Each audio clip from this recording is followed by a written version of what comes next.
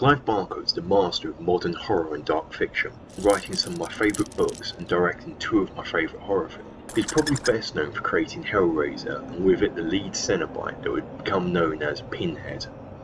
Undying was Barker's first venture into video games. Sure, there were previous adaptations of his work such as Nightbreed games, but this was his first to have any creative input from Barker himself. So how does it hold up? Clive Barker's Undying, okay, let's just refer to it as Undying from now on, is a first-person action horror game that was released by EA Games back in 2001. It was the last game to be developed by DreamWorks Interactive before they were swallowed up by EA to become EA Los Angeles. The game had already been started before Clive Barker's involvement had begun, and had begun life as a game based on the Steven Spielberg project that was started in 1999. At the time, the main character of the game was called Count Magnus Wolfram. Count Magnus Wolfram. When Clive got involved, the character name and background was luckily changed, and the game focused on the single-player stories, so any multiplayer features were removed. Whereas Count Magnus Wolfram was a tattooed man with supernatural powers and abilities and superhuman strength, Barker made the protagonist, now called Patrick Galloway, a more normal and relatable character. The 3D model of Wolfram can still be found in the finished game, as he is the Trasanti shaman that attacks Galloway in the opening cutscene. Clive would insist the developers have sketching sessions at his house where they would discuss the project and work through any gaps in the story and character design. Clive and the development team would get together on a weekly basis to create new characters and flesh out the story, and by all accounts it was a very creative and enjoyable period of time working on the project.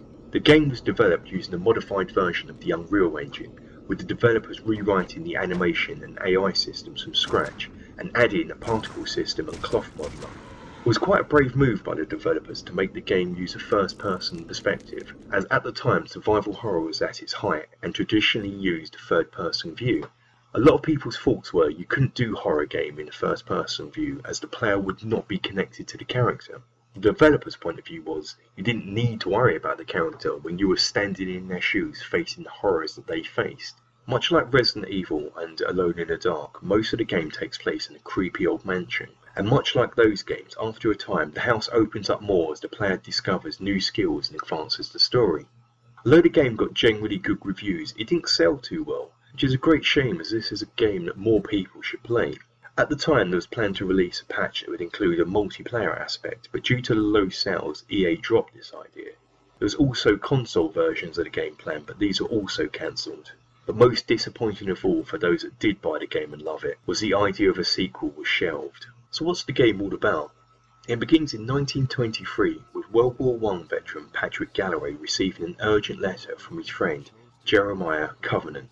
It seems that Galloway has become an expert in the occult since an incident during the war, and Covenant believes his entire family is under some sort of curse that is destroying him and his siblings. He asks for Patrick's help and for him to come to the Covenant estate on the coast of Ireland. Jeremiah is one of 5 children, along with Ambrose, Lisbeth, and the twins Aaron and Bethany. When they were children, they found a strange occult book in their father's library and performed a ritual within a set of an ancient stone circle located on an island on the family estate.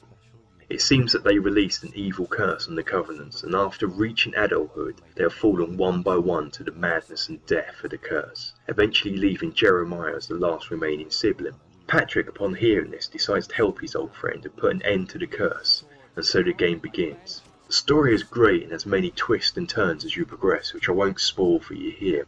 There are a lot of diary entries to be found that flesh out the story, so be warned, if you don't like reading, this may not be the game for you. The game generally follows the standard conventions of a first-person game. Mouse is used to look around and aim, with keys being used to move forward, back, left and right. There's the usual health mechanic, although those used to modern FPSs will be shocked to find out that this does not auto-recover. You need to find health kits to heal up, though standing still avoiding monsters where your health goes back up here. Take too much damage and you will die, and this usually triggers a unique death animation shown in the third person.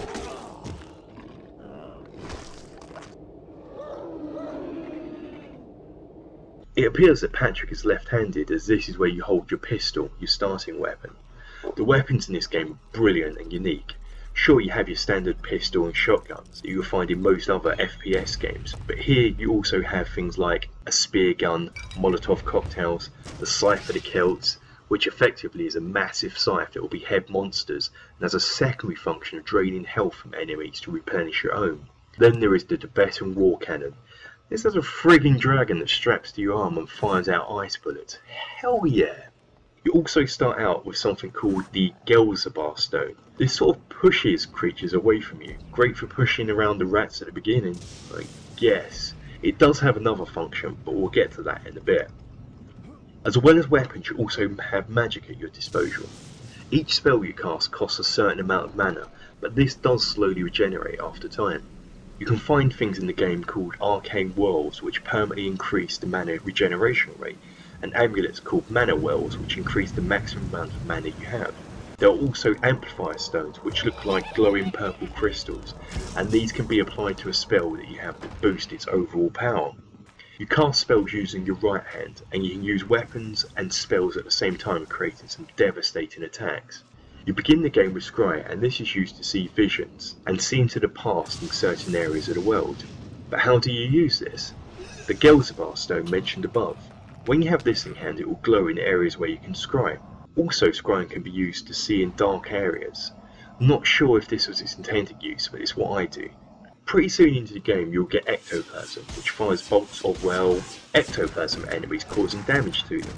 There is also Dispel, which will allow you to pass through magical barriers, Invoke, which will animate a recently killed enemy to fight in your cause, Haste, which increases your speed for a while, Shield, which will offer you protection, Lightning, Flight, Mind Shatter, Power Word, Ward, and Skull Storm. This will conjure flaming skulls at enemies that will explode on impact.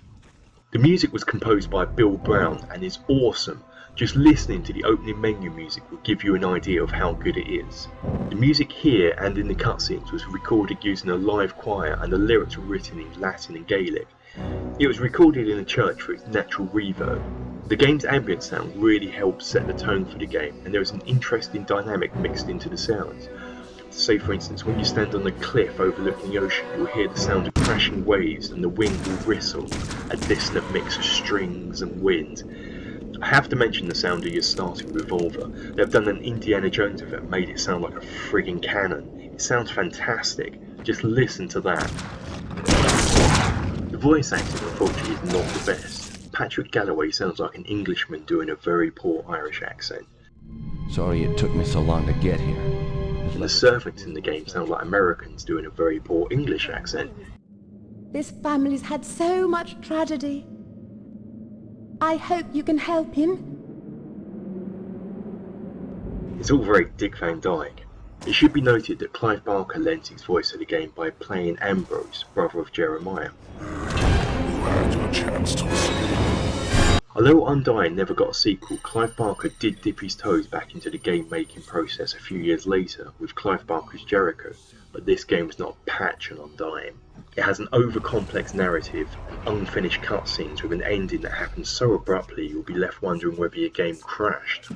In it, you are part of a 4-person squad made up of people with superhuman abilities, and as such you never feel alone or scared. I mean, the scariest thing about this game is how stupid your squad's AI is. The levels are linear as hell. There's no items to pick up, no secrets to be found. I can't even remember there being any ammo in the game. Your guns just sort of reload. I can see the seed of a good game in there somewhere, but I don't think it's worth the time. Stick with Undying. Can't get a lock. We're getting close, but there's lots of interference. That's never a good sign.